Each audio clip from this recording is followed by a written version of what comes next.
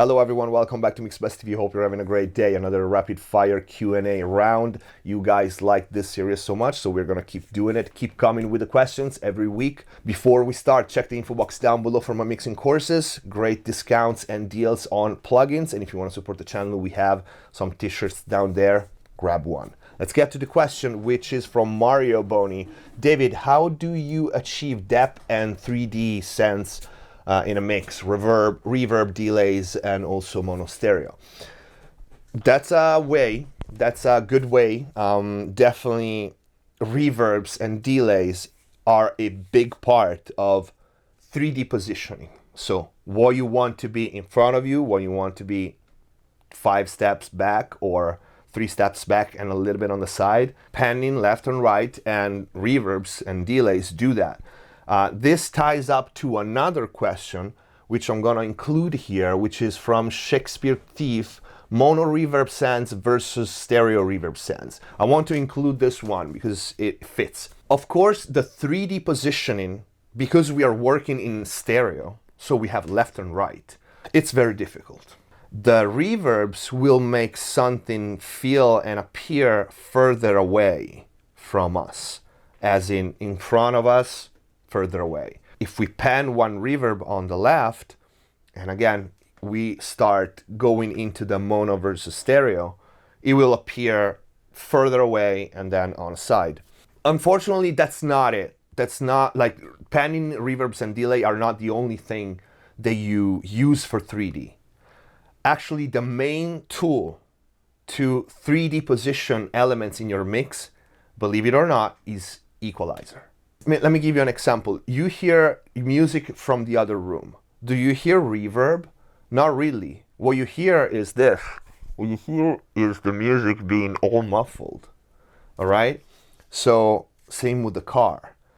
If you hear something in an alley, yes, you hear reverb and probably a slapback delay, but the main thing is the frequency response. This is really hard to grasp as a concept. The frequency response of an element will make our brain think that that element is somewhere in space.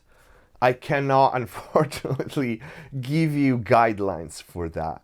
You want to make something appear closer to you, you usually boost the low end. Think of proximity effect with the microphone. What happens when the singer gets closer to the mic? It gets, if I do this and I grab, it's probably gonna be noises, huh? And I grab this and I go closer to the mic, my voice gets deeper, there's more low end, it appears closer to you, it's more intimate. You want something to sound further away, you put the mic right here and my voice gets thinner. I'm further away from you. That is has little to do with reverb. It's frequency response, which is, I'm telling you, one of the hardest things to do. If you think about the electric guitar, so one thing that I like to do on electric guitar when I have multiple mics is one mic is gonna be the brightest and it's gonna be brighter than the other. And that for me is gonna always feel, and I want it to feel like here.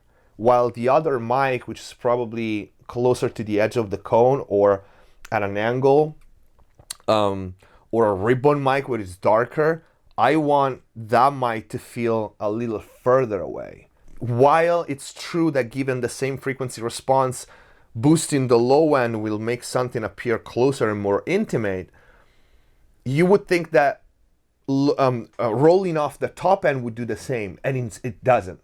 That's why it's so difficult. Because the example of the room, you know, you hear music from another room or from a car. It's far from you. It's got the high end rolled off. So the darker mic in this case will appear like a couple of feet behind the one that is really bright. All right, because it's right in your ear. So it's not as straightforward. Oh, boost the low end is going to be closer. Roll off the high end is going to do the same. It's not. And the mid range also. So this is to say, EQ is one of the most complicated things, but also one of the main tools to help you position things in a mix. Think of like you want to add a small guitar, like a radio vocals. You band pass it. Okay, you narrow the band pass so it sounds like this, and it sounds like you at that point you pan it, and it sounds tiny and far away. But it sounds far away because of the frequency response, because you did this, not because you pan it. Because you just pan it, it's gonna sound here, still close to you. You see what I'm going? So EQ is the #1 tool for 3D positioning. Then reverbs and delays come to play. And of course, that's easy. You know, a bigger room, a bigger reverb will make things appear further away from you. Then there's the pre-delay that detaches the source from the reverb, so you have depth, but it's not washed out.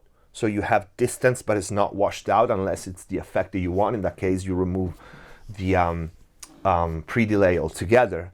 As for stereo versus mono, that's fairly easy for me. I don't know why, but I always think this. Mono reverbs, even if you leave them mono, like center, they add depth. And same for delays.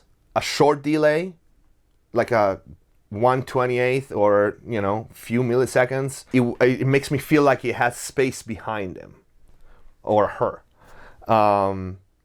While stereo effects, delays, and reverb will give me width. Okay, so mono, depth, stereo, width. At this point, you can pan too.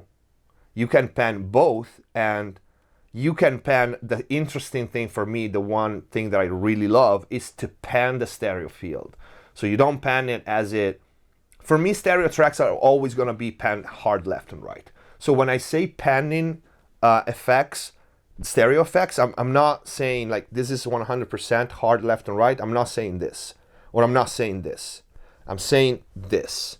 So you take S1 or a similar plugin and you tilt the stereo image.